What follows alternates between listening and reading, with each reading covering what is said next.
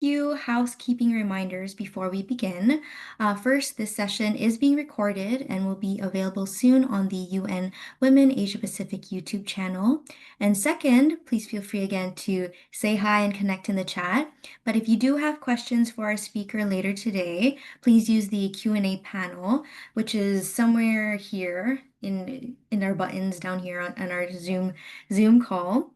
And you can also upvote some of the questions that resonate with you so we can prioritize them during the discussion.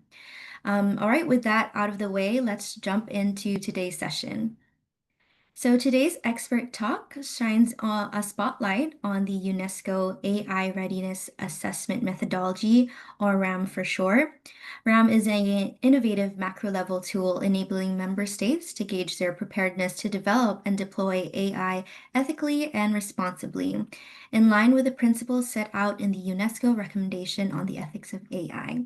Joining us today, he is the Regional Advisor and Chief of Unit on Communication and Information at the UNESCO Multisectoral Regional Office in Bangkok, Thailand. Their unit offers regional capacity building and policy support on media development, freedom of expression, safety of journalists, documentary heritage, indigenous languages, digital transformation, open educational resources, media and information literacy, and universal access to information. And we are so lucky to be joined today by someone who knows this framework inside and out. We have Joe Hironaka. And Joe, we are very excited to have you here. The next 30 minutes is yours. So over to you. Thank you, Bea. So I have a deck, I guess. Yeah, thank you. Thanks, Bea. And thank you to the entire team from UN Women for organizing this. UN Women is just the most wonderful partner we could possibly have for promoting this type of lifelong learning. And it's a concept, lifelong learning, that UNESCO popularized. That's really the central pillar of education policy moving forward. So I'll turn to the participants as well. Yeah, your learning is going to continue beyond your formal education, and lifelong learning, of course, will continue every day to be important in our lives. The topic is ethical AI and the various human rights based tools that the United Nations has working on this subject. So next slide, please. So here's a presentation outline, and I'll start with a short overview of part of what UNESCO does, which is human rights and international collaboration, particularly in the STEM fields in this case, which includes internet and AI governance. Yeah. I'll talk about international legal instruments like the 2021 UNESCO recommendation on the ethics of AI. And I will talk about what tools the UN uses to transform these international agreements into policies and strategic plans at the country and local level. And that's in part something we call a RAM, which stands for a Readiness Assessment Methodology. Next slide, please. So I guess this placeholder slide will sort of let me talk a bit about UNESCO's history, including human rights and including international scientific cooperation, particularly on the ethics of science and technology. And actually, UNESCO was founded as a human rights agency a year before the 1948 Universal Declaration of Human Rights. Does everyone know that? UNESCO convened leaders of all the major religious faiths and major philosophies to try to bridge these together into a common foundational understanding of universal human rights. This hadn't been done before. People like Gandhi joined, of course, and the same time that he was leading the nonviolent resistance that led to India's independence the year before. And so that's why the Universal Declaration of Human Rights was adopted in Paris. It wasn't adopted in London or San Francisco or New York. And UNESCO is responsible for supporting the implementation and the monitoring of 5 core human rights, and notably the right to education and the right to freedom of opinion and expression, which is largely the area where I work. And if you notice the language of Article 19 here, this is freedom of expression, everyone has the right to freedom of opinion, and expression through any media and regardless of frontiers. So in a sense, our great grandparents, grandfathers, mothers had a certain kind of foresight to see that, this is 100% applicable to all media, including the internet and including social media, which is media. And so, this is why internet governance, information literacy, and digital transformation have all been areas of work. As a matter of fact, UNESCO's founding constitution, this was in 1945, the function of promoting free flow of information by word and image, freedom of expression, in other words, comes inside the first operative paragraph of the UNESCO Constitution, which is to say that education and culture actually come in the second article of the Constitution. Science follows even later than that.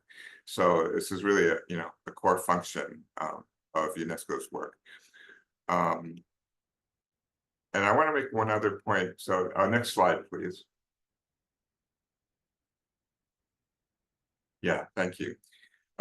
So the convention, we're going to be talking quite a bit about some international laws.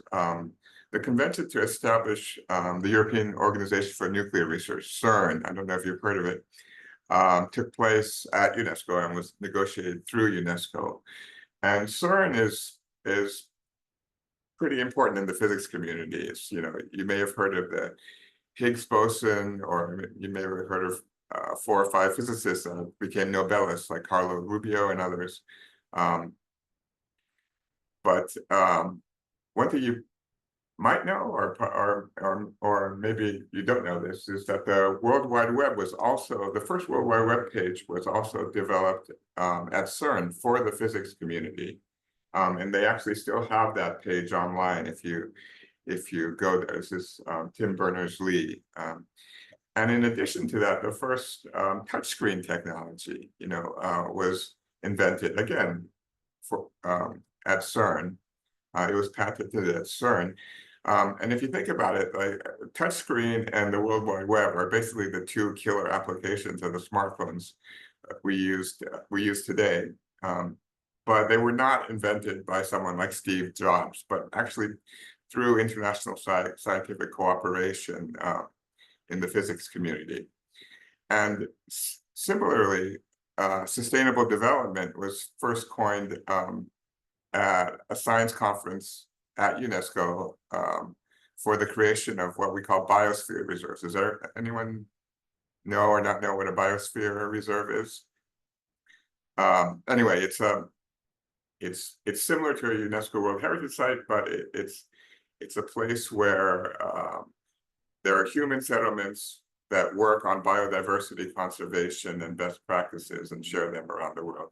And there are around 760 of these UNESCO biospheres around the world. You can, some of the famous ones are, the forest in Bavaria in Germany, the Andes, the Biosphere Reserve in Colombia, or Komodo National Park in Indonesia, and so forth. So yeah, sustainable development was coined in 1968 at this little UNESCO conference. And then 15 years later, it was used in the Brundtland Commission report. And again, many years after that, we had the Sustainable Development Goals. World Heritage lists also grew out of scientific and engineering collaboration. You might remember, if you're familiar with it, Egypt was building the Aswan Dam. Engineers from around the world said, we can move the Abu Simbel temple out of the way of the predicted floods. And then they moved 1,000 stone blocks weighing, each of them weighed around 20,000 kilograms each. Yeah, 1,000 plus of these. Moved them and rebuilt the Abu Simbel temple. And also, the floods in Venice was another engineering feat organized internationally to save Venice from floods. And those were basically the cornerstones of what became the World Heritage Convention and World Heritage Sites, UNESCO World Heritage Sites. So the whole point of this is that these days, in particular, you may hear many thought leaders say that government should stay out of the way and let private, tech companies lead, and so forth. And their argument is that, what is all this government funding do? They're largely inefficient and so forth. And that's despite the World Wide Web, the internet backbone, GPS, so many other technologies that come through public research and development and through international cooperation like what the United Nations does. Okay, sorry for that little diversion. Next slide, please. So, so in 2021, the first international instrument on the ethics of artificial intelligence was endorsed by 193 UNESCO member states. And UNESCO's function has always included this type of international standard setting. We're getting closer now to 100 different international normative instruments that we administer and monitor. And one interesting thing here is that when you look at the slide, so you have conventions like the World Heritage Convention, which created the World Heritage Sites, and you have recommendations like the 1960 UNESCO recommendation on the status of teachers. And these have sort of periodic reporting requirements for all the signatories, all the UNESCO member states. And that's kind of a key takeaway for you. I'll get to it in a minute when we talk about AI ethics. But in other words, UNESCO asks the governments to report to us, what have you done, to implement this? And we don't just, do it the first time. It's every several years or typically it's every 2 or 3 years. So this makes a recommendation or a convention very similar. It's a very similar type of international legal instrument to the Sustainable Development Goals, for instance, right? And so while you might hear, UNESCO recommendation on the ethics of AI, and you might think, oh, okay, well, whatever, thanks for the recommendation, see you later. In a reporting sense, recommendations have a lot of significance, even compared to a declaration. And an earlier slide, I showed you the Universal Declaration of Human Rights, and that's probably the most important single document of the past, maybe several centuries, or certainly of the century after World War II.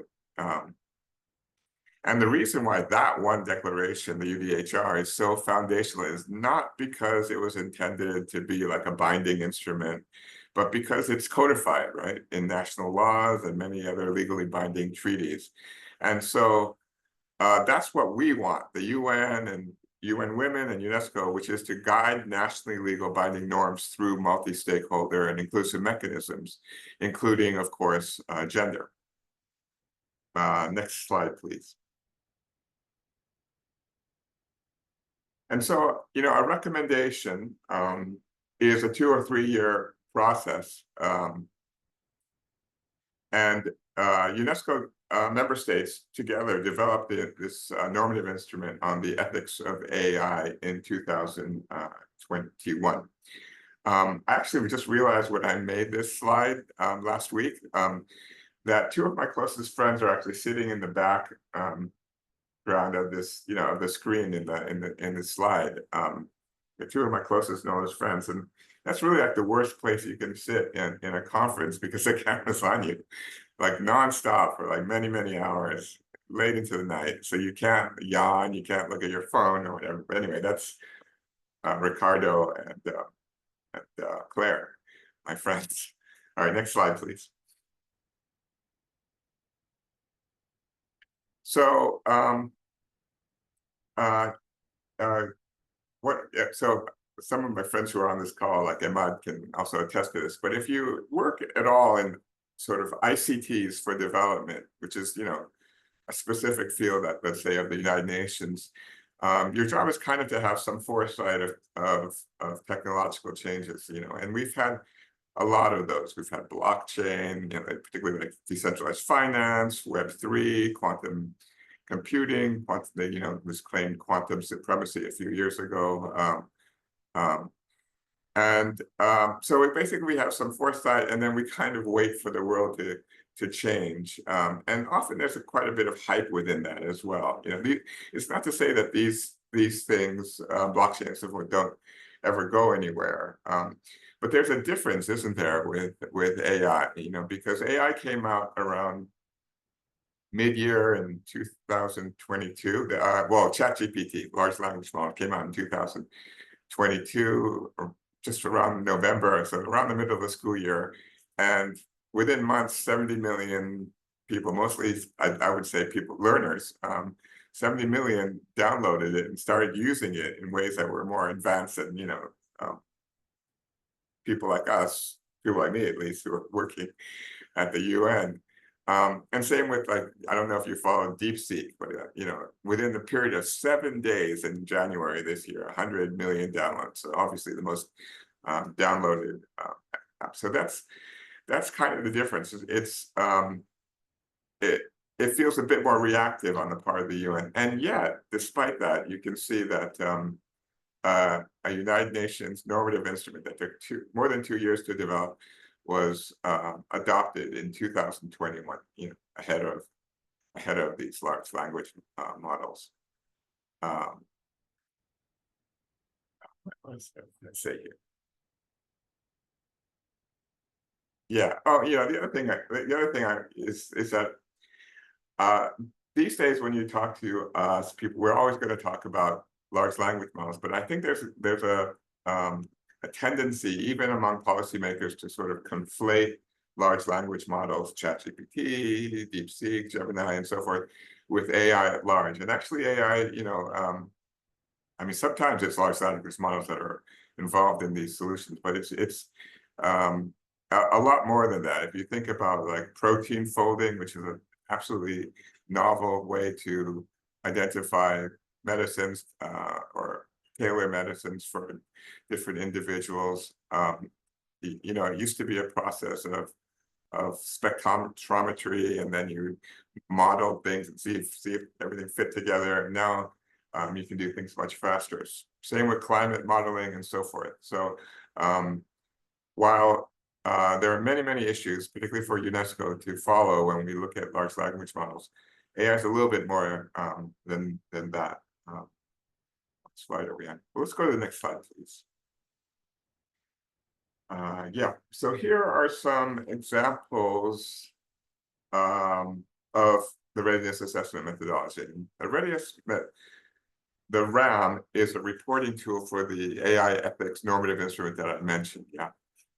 And so far, it's been launched in more than 70 countries, including 7 of the 10 ASEAN countries. In Chile, the president enacted a cybersecurity law based on the RAM ethical recommendation. And that was groundbreaking cybersecurity law because it was the first of its kind in Latin America. And in Morocco, the National AI White Paper is based on the RAM itself. Senegal, similarly, it's directly integrated into the National AI Strategy. Mexico, the National AI Agenda, on and on, actually. And this week I was in Cambodia, end of last week, I was in Cambodia for the simultaneous launch of the RAM and the debate on National AI Strategy, and we received a draft. I think I'll share it with Emad and some of you so that you can comment on it as well, the National AI Strategy of Cambodia. So I guess while we're here, let's talk a bit about, what I perceive to be the value proposition of using a RAM. And first, I would say, it's a proxy reporting mechanism for an internationally agreed instrument by 190 plus countries. It's not something that just a consultant wrote, a UN consultant wrote and said, please do this, right? And remember also I talked about, how important this reporting requirements are for international instruments. And secondly, these RAMs have been really nationally owned. That's why you see them transferred into national policies, national strategies, and so forth. UNESCO doesn't conduct the round. We don't hire someone to do it. It's led by a ministry through a multi-stakeholder process that we've outlined. And third, I would say that the foundation of a round, like baked into it, is ethics and human rights, because that's its precise purpose, its function. And fourth, I would say that it's a standardized needs assessment. It's used across all countries that have participated, 70+ countries. And it covers every sector, and it takes a multi-stakeholder approach. It covers every sector, but I would just caveat that it doesn't address AI for military uses, because that's just not an area where UNESCO or really any UN agency has a remit from the perspective of some UN member states. Sixth point I would say is that it's fairly cost effective. UNESCO actually only offers around 20,000 to conduct these rounds, and I only have this example, so I'm actually home. This is an executive summary, but these are really elaborate and extremely well written documents in many cases. And we give the government around $15,000-$20,000, sometimes a little bit more. We help them build a stakeholder team. We might help fund a local coordinator if the ministry can't really afford one. And then we require a validation workshop, a high-level national launch event. So we're probably getting a lot more money for our for what we invest than $20,000. So what we're seeing is the governments are like, oh, I really want to publicize this. You don't even need to ask. That is some of the value proposition of trying to implement an international instrument through this type of method. Let's go to the next slide, please. And so here on the slide, you see some questions in the round. This is from the round. It's not a very good slide, but related to gender. And it provides practical guidance. It points to other tools of the UN. Like here in this particular example, you see we link you to an ITU tool, the Internet Gender Gap, and also an external tool called the Online Digital Gender Gap. And so forth, right? So yeah, it's not like very, very UNESCO centric, and the platform that we build off of it, particularly trainings for judges, training for civil service, public servants, which I'll get to, is a platform where all different UN agencies, all the ones you've heard from through this excellent course, or we'll hear speakers from in the future, can contribute to implementing the RAM recommendations that came out of this process. Okay. So this is basically a very non-onerous, very not so difficult to implement. It's just a elegantly designed assessment. I think it can be done in less than a year. You can see, well,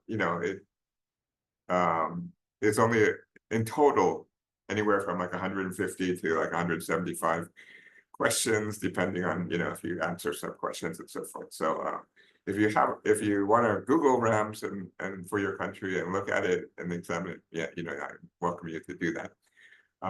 Next slide, please.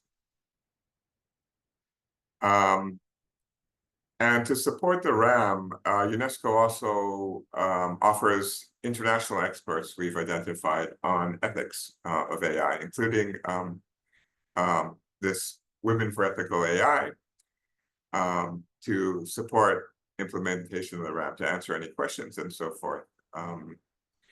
Next slide, please. Thank you. And so the Women for Ethical AI members were really highly visible, and they were involved in many, many panels at the Global AI Ethics Forum held in Bangkok just a few weeks ago. Many of these panels were not even strictly focused on gender, but yeah, they were. And overall, we had more than 1,200 participants in person from 104 countries. And it was opened by the Prime Minister as well, Paetongtarn. And I think it was possibly her last public event as PM, as Prime Minister, at least for the time being. Next slide, please. So also in June in Paris, that's a picture of UNESCO, one of the rooms at UNESCO headquarters in Paris, we held a global conference on AI capacity building and digital transformation in the public sector. And again, this is part of the equation of how UNESCO does what we try to do after a round. Next slide, please. And so at this event, we launched what we call the Spark AI Alliance, which is a network so far of over 50 schools of public administration, business schools that are working together to advance AI training for civil servants worldwide. And so the goal is to have like a globally informed training ecosystem for civil servants. And I can already sense that this AI Alliance will continue to grow out because several universities have already approached my office showing interest.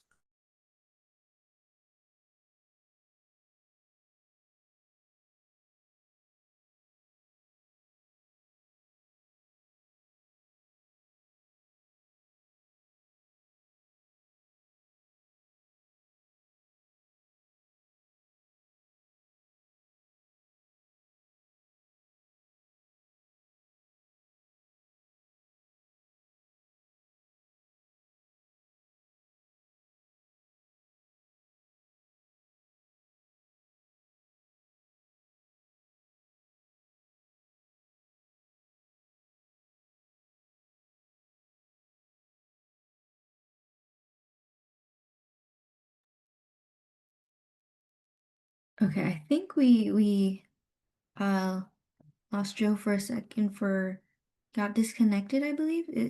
Imad, did Yeah, you hear? hi, Oh, can you hear Joe, yep, we can hear you. me? Okay. I don't know what happened. It's my personal laptop and it's been active. No worries. Yeah. Back to you, Joe. Okay. So yeah, yeah, almost there. So I don't see the slide deck on screen anymore, but if, is it on screen? Oh yeah. Yes. So yeah, so in this slide, actually, I noticed that what looks like a pretty good gender balance. These are the representatives of the schools of public administration that that joined this network. Yeah, and so you know, when you have the, I mean, this is a hopeful photograph. I don't think it was staged or anything like that, but when you have that kind of gender balance, preparing future civil servants and administrators to try to gain some agency and awareness of these very powerful AI tools, also to try to understand the ethical dimensions of these AI tools. I mean, I think that's a more hopeful sign. And UNESCO also launched something called the AI Tools Radar. We launched this recently. And that's a platform that just tries to showcase real life public sector AI use cases. So we try to provide civil servants with actionable examples of AI-based service delivery.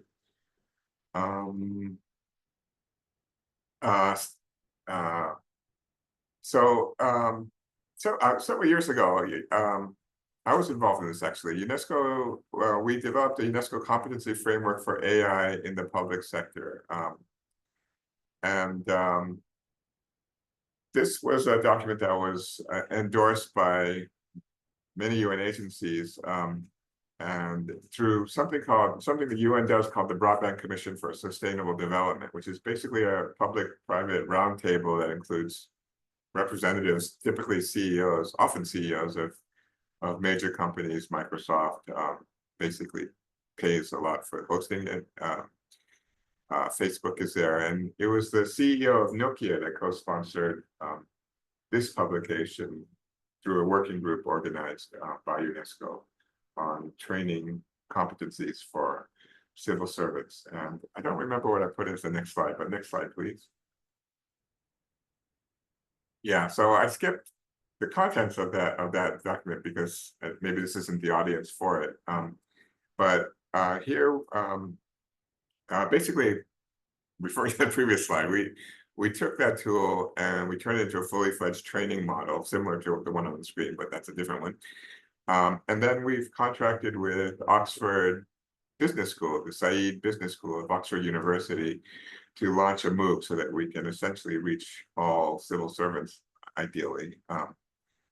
And then this slide, that'll stay here. This is another training tool of UNESCO that's I think we developed this 2 years ago for judges and justice ministry officials and so forth. This was co-developed by UNESCO and something called the IEEE. The IEEE is a standard-setting body. It's an engineering body, actually, with around 400,000 members in 160 countries. They publish around 130 journals annually. It's a really, really important organization. So I was fortunate to partner with them on this, which is on AI and the rule of law. Next slide. And yeah, and we fleshed it out into a MOOC, and my office is organizing a training in Thailand in September, late September.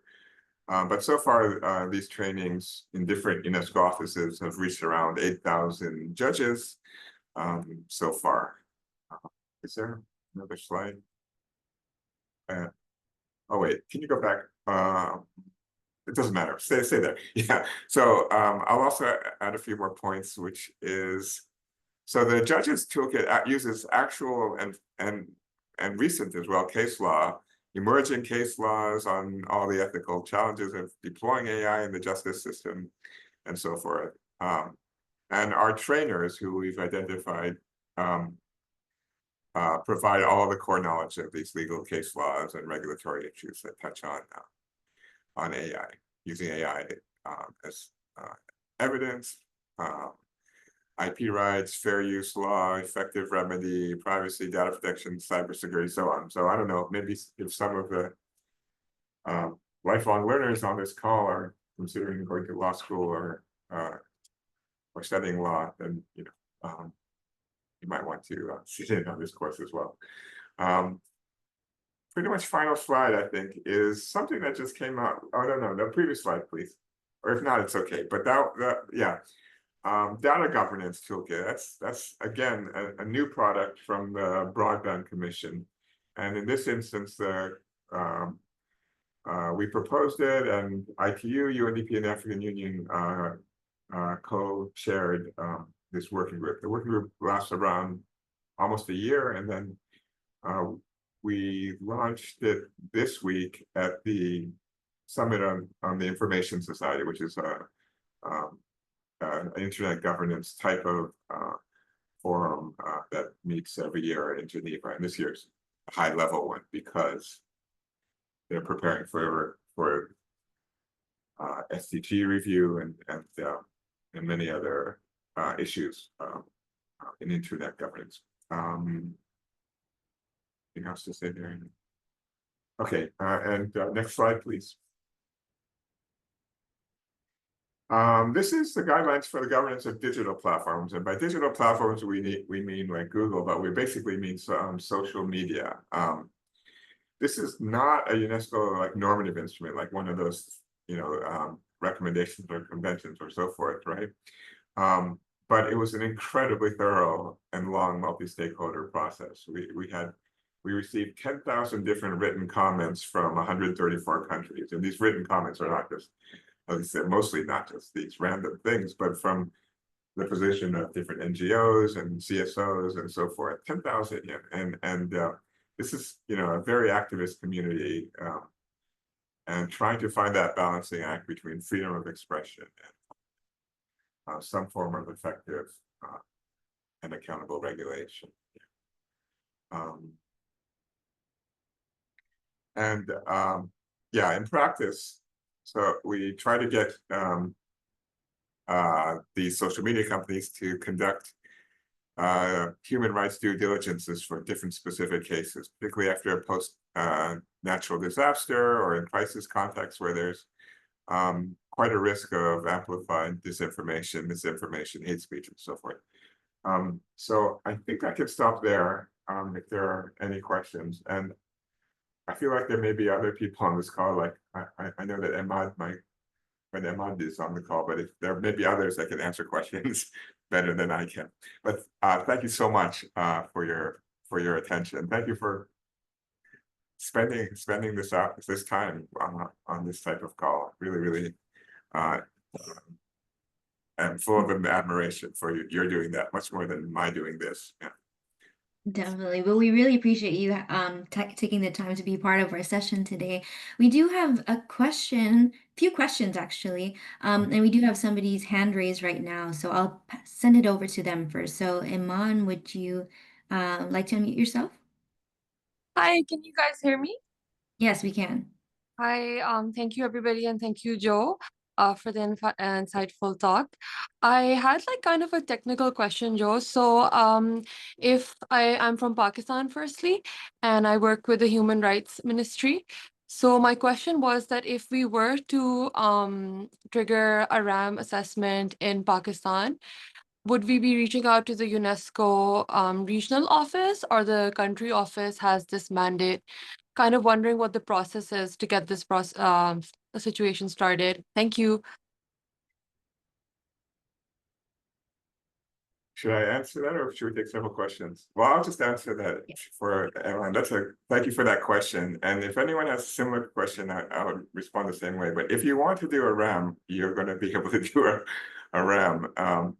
And the question is, which it would be ideal if a human rights body in the member state takes a lead or is involved.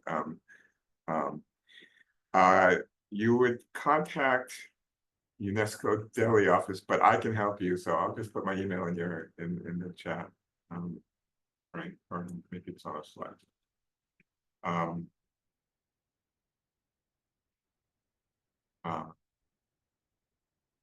Yeah, I think it's the UNESCO Delhi office no, they don't cover Pakistan. I'm sorry, I'm so stupid. I have to figure that one out. That's tricky. It could, but so yeah. So please send me an email, Thank and you so much. I'll set you up. Yeah.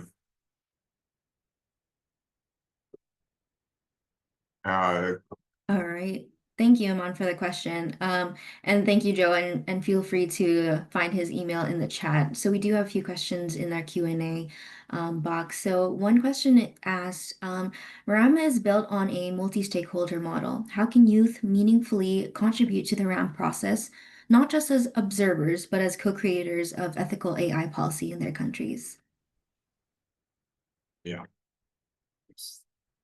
that is the question. I think, again, as I alluded to before, this is such an example of where younger people have a lot more knowledge and prompt skills than people of an older generation, and when you work at the UN, you're going to always say these platitudes about, oh, we involved youth. We functionally did involve youth in our AI ethics conference last week. I thought it was a really good session, but at the same time, there's a little bit of kind of a window dressing, kind of Potemkin village kind of look to it. So I think we have to find a better way, honestly, and I think that's worth debating. I don't have answers for it, but my general feeling, just because I also have two sons who I would call youth. They're one of them is studying AI, and the other's a little bit older. I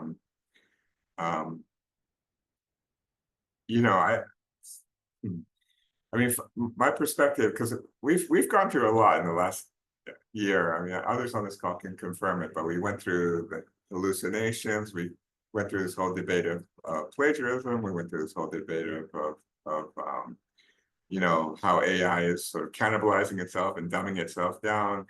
Also, how it's basically dumbing down the most important uh,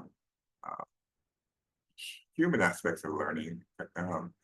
Um, but like, as far when I look at this whole equation with young people, it's a personal opinion, not a UNESCO opinion, but you know, of course, we've known for really a long time what good pedagogy is, and that's, you know, things like creativity, critical thinking, collaboration. These are totally human skills, right? And in theory, you know, AI, you know, generative AI can augment our learning and do some of the chores and tasks that don't require as much critical thinking or creativity or cooperation and so on. You know, there are, you know, you can do all kinds of different ways of flipping the classroom around to make that take advantage of that.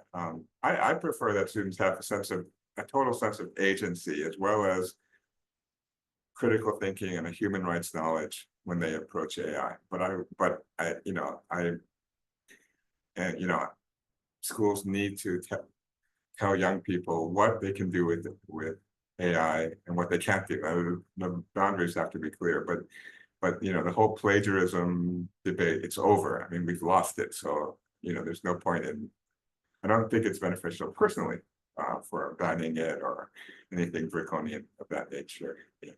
But a very key component is critical thought and human rights-based awareness of what AI, the risks of AI as well. Totally agree. And I think that because I do work as a professor as well, and they say that, you know, try to hinder from students from using AI, but AI is here to stay. So rather than, you know, refraining them from using it, might as well incorporate it in the way that we teach and into the curriculums. So I think it's really important to definitely talk to the students more. And it's really amazing that you're here talking with us about RAM, because there are young students here, you know, fresh graduates and, you know, new employees. So it's great to, you know, hear about RAM from you. But we do have a hand raised right now from Shreya. Shreya, would you like to unmute yourself? Yeah, hey, thank you so much.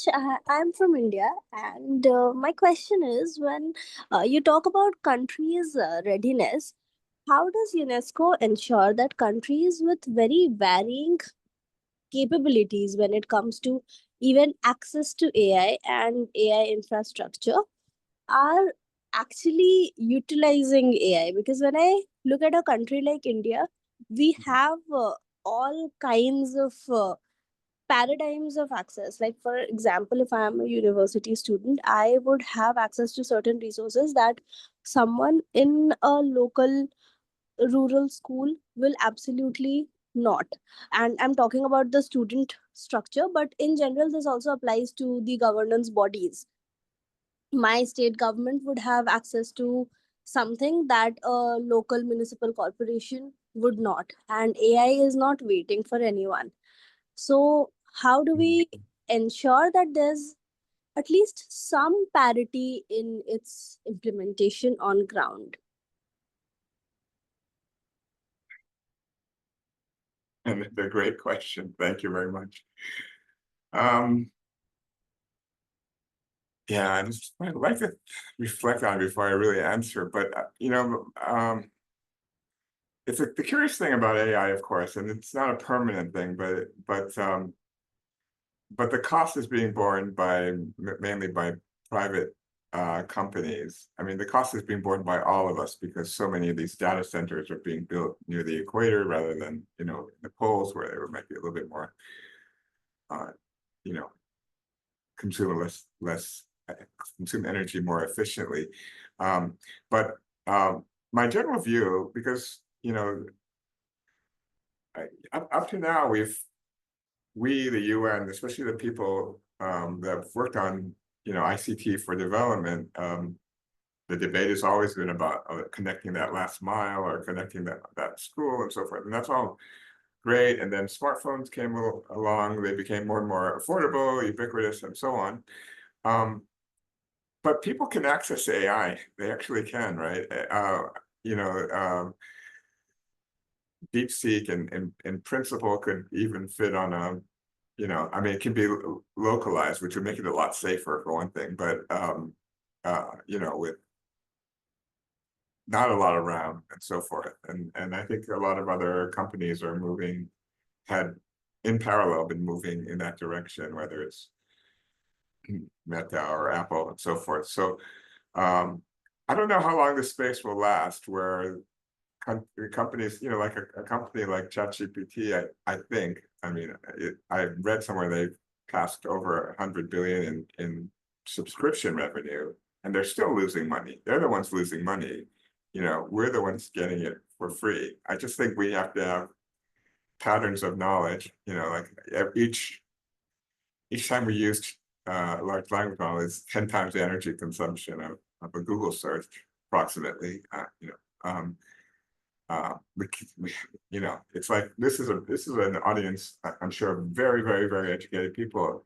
If I ask you a really stupid question, I'm going to get a very unsatisfying answer, and that's how we should think about it when we're like asking large language models, every question under the sun, and so forth, like nearby restaurants or something like that. Yeah, so it's highly, highly energy intensive. Microsoft announced something like a 50% increase in its energy expenditure this decade. And that's, I mean, if that happened to the UN, we would shut down the next day. I mean, it's yeah, so maybe if anyone else wants to speak, I'm kind of You're doing great, Joe. You're doing great. Thanks, Shreya, for that question. Sahana, please go ahead. Feel free to unmute yourself. Are you speaking, Sahana? I'm not sure. Oh, maybe we can see you. And then we can't hear you. We can see. Okay, one. Am I audible? Yep. Okay. I actually didn't have a question. I had another thought on the conversation about ensuring parity in, the dissemination or usage of AI. I think, and this, I think I have more information on the Indian context. But one thing that I feel also is the case that a lot of times these tech issues of, parity in tech might require non-tech solutions, like the currently, for example, in India, though there is access to mobile phones within household in rural areas and smaller cities. Women, especially girls, have a lot more difficulty accessing mobile phones because of gender norms that restrain. There are these rules that girls should not be using phones, or any phone in the house is usually with a son or a father. So I do think that there is a need to have collaborative solutions with AI as well as non-AI people who are working on fields and on programs that are not AI, technically AI related. So I just had that thought. Just want to put that out there. Yeah, I agree. Thanks, Hannah. Yes, I agree too. And I feel like I saw a few thumbs up in our chat as well. So thank you for that insight, Sahana. We do have another question for you, Joe. The question asks, if a country discovers through RAM that its AI workforce lacks gender diversity, what kind of interventions or cross-sector actions has UNESCO seen that can help close that gap effectively? Wow. Yeah, and this is why this organizing this call there is so great, and thank you to you and women. I can't competently answer that question. I think we can all brainstorm to come up with different solutions. I'm following some RAMs in countries that really, it's rare to find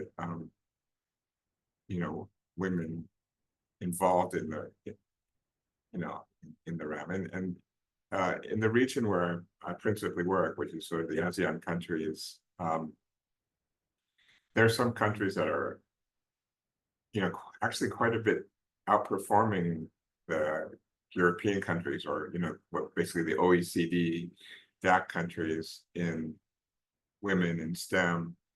There are 2 or 3 countries in that category that are above the average, but there are some countries that I'm working in. I won't mention them, but that have a long way to go. Really, really, really a long way to go in terms of diversity. And when you have the when you have biased data sets, it might not be that that you have a bunch of like all tech bros who are like, oh yeah, let's be biased. It's just really a data set that's limited because it lacks that diversity, right? And you're gonna have a poor product. And so it has to be a commitment across the board. But even it's not necessarily attached malicious intent to it. It really needs to. We need to.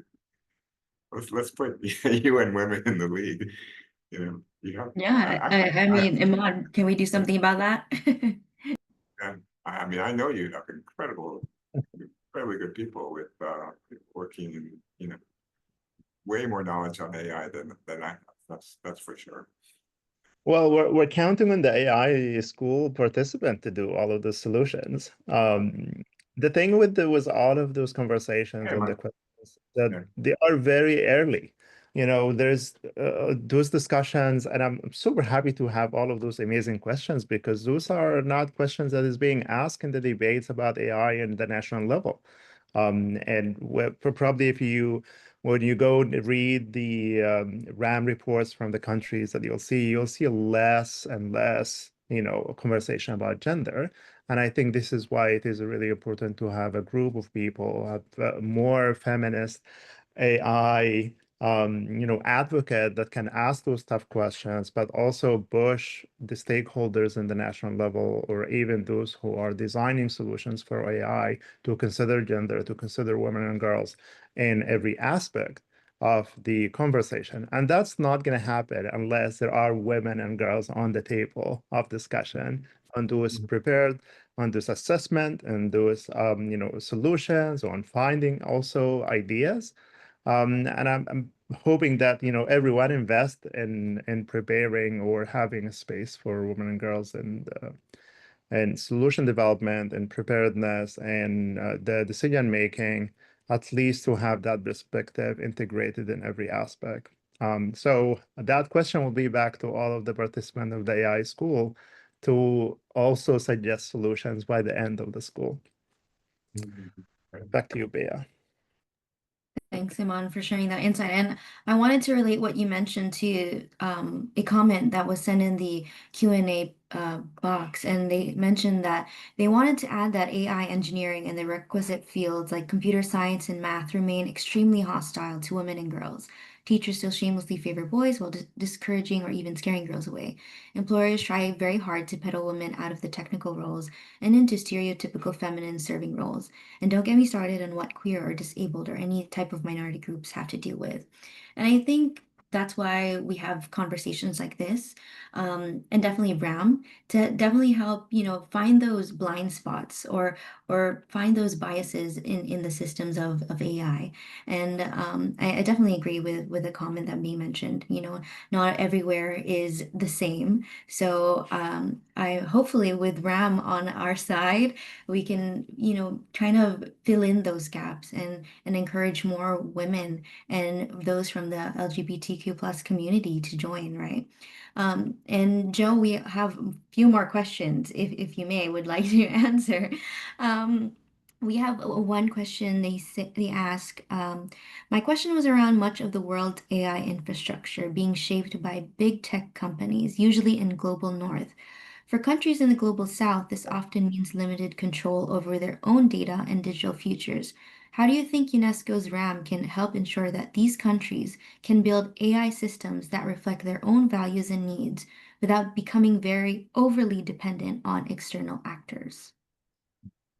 Yeah, fantastic. So the process I outlined, so we have the RAM is a standardized tool, so we can use it. We can sort of aggregate all the RAMs that are completed and get some good findings. But at the individual level where I'm looking at these RAMs, by the way, I'm not the RAM expert. You got the wrong person. And there's another person in my office that's coordinating the RAMs. When we look at these RAMs, basically what it is what we wanted was, human rights ethics to be baked into it and have it be accessible and easy to do in a multi-stakeholder type of way. And I think we're succeeding, but where it leads to are different types of, national policies. I'm hoping that, the, human rights standards that universally every country has codified, will be mainstreamed into that approach. And of course, every country is taking that exact perspective, like whether it's I'm in Thailand right now, or wherever that country may be, they're seeing their AI strategy and developing in the context of what of the world as we know it, which is the most powerful non-state actors we've really ever seen. I think there are more than 10 social media companies that have a population greater than a country like Japan, and there are quite a handful, 3 or 4 or 5 that have user base larger than India, larger than China. It's insane. Obviously it's that's something we're dealing with. And yeah, I hope the UN can facilitate the work of the member states in different, yeah. Yeah, Yeah. hopefully, hopefully. We have high hopes, but I think Imad would like to pitch in a bit with that question, right? Imad, over to you.